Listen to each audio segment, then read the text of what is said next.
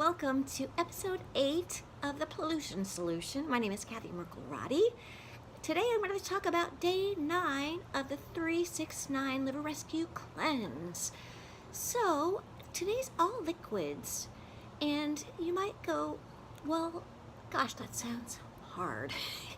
I have to admit it's a little challenging. I do like to chew and eat real food, but I guess the thinking behind this is all the toxins have been released all week long, and all the liquids are there to help support flushing them out. Otherwise, if we don't do that, then they get reabsorbed by our livers, and then the cycle starts all over again, and they stay in there, and we don't get rid of them after all this hard work. So it's super important to do this day to get rid once and for all of all those darn toxins.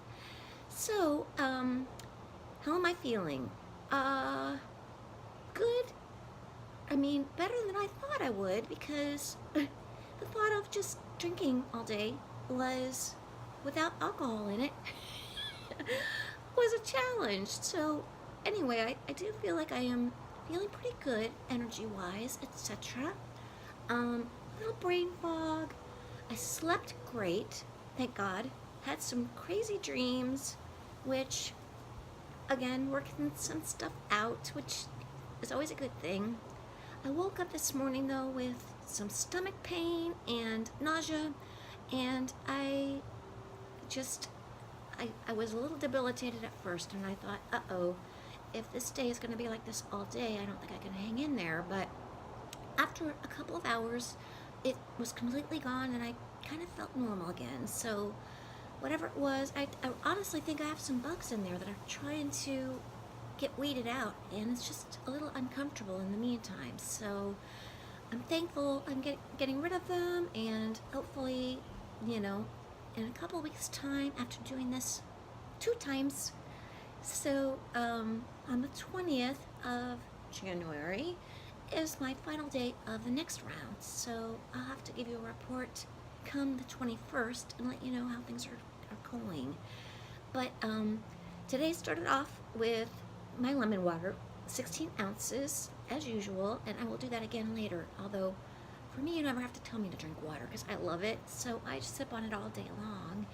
And in addition to the morning and whatever else is recommended, so today there's definitely another one recommended later in the day as well as the celery juice. Same thing, 16 ounces of celery juice today in the morning, about 20 minutes after the lemon water.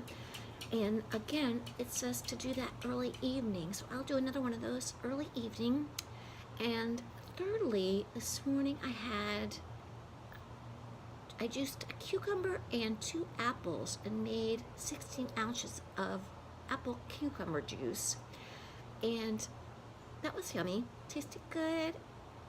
I felt pretty good afterwards. I've been trying to make sure I eat or drink, more correctly termed, every hour or 2, because I never want to get to that feeling where I am so drained and so out of blood sugar that I crash. So I'm trying to prevent that by keeping a healthy dose of stuff coming in. And so the next thing on the docket was a Honeydew Melon that I blended in the blender and made into a lovely juice. It was so sweet. I've never done that before, so don't fear it. It was pretty good.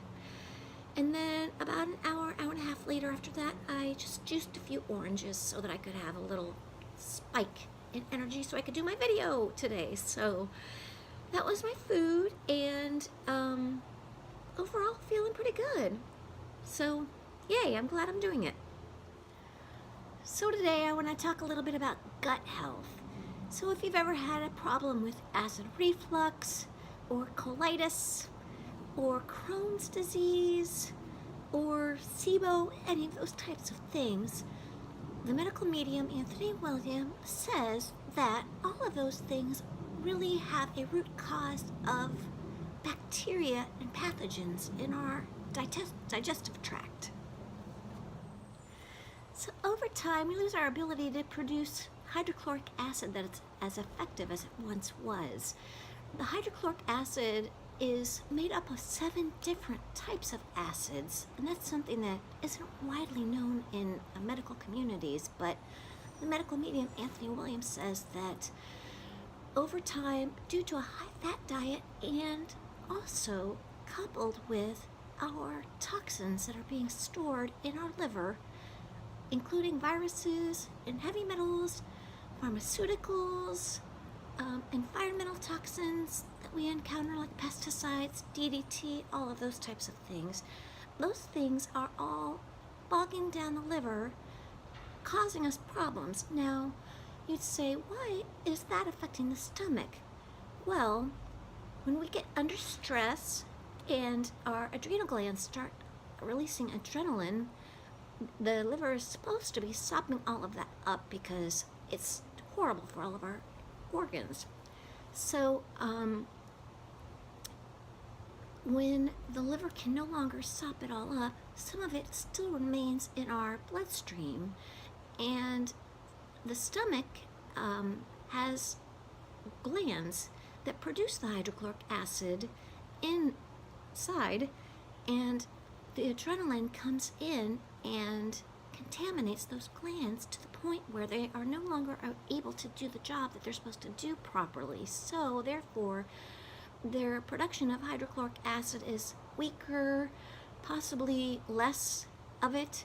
So therefore, in our stomachs and then in turn in our intestinal tract, all of the bacteria that's in there a lot, we contract bacteria in pretty much all the food we eat.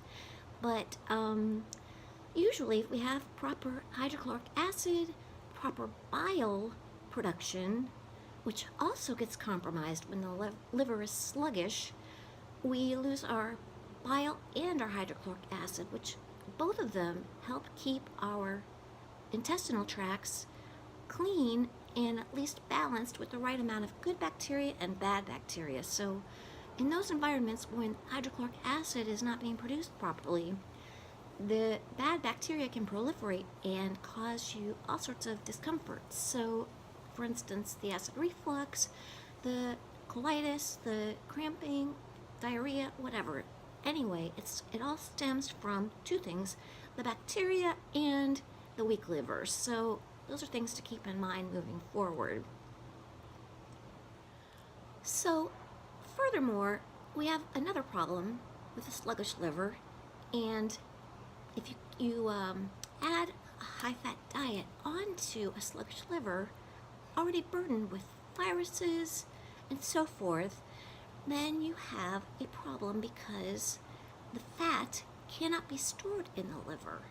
So that's one of the liver's many jobs, is to store excess fat to contain some of the toxins or process it properly and release it into the bloodstream. Well, when it's overburdened, it can't store it or release it properly, and it just gets released. And it goes into our intestinal tract as well and winds up forming a film or a coating on the inside of our tract. And wouldn't you know it, that, of course, what do the pathogens like to eat? They like to eat that stuff, so it keeps them healthy and strong when in fact we're trying to weed them out. But unfortunately, the food that we're eating is adding to their health. So I thought those were kind of important things for people to know about, because I know I used to have acid reflux terribly and had to take like 2 Zantac a day, and always worried that it was like seeping up into my esophagus at night, because I would wake up with that burning feeling in my throat or in my esophagus, and I know it can cause esophageal cancer and all that kind of stuff, but really and truly it all stems from improper hydrochloric acid and the bacteria running amok. So interesting. Anyway, that's my little fun fact for today, and I hope you guys will stick with me. Tomorrow is day 1, once again, of this 9-day process. So I'm not sure I'll be filming every day like I did this time, but next time I might just do some check-ins throughout the week so that you guys can see how round 2 is going. So be well. I hope to see you guys again real soon. Take care. Bye.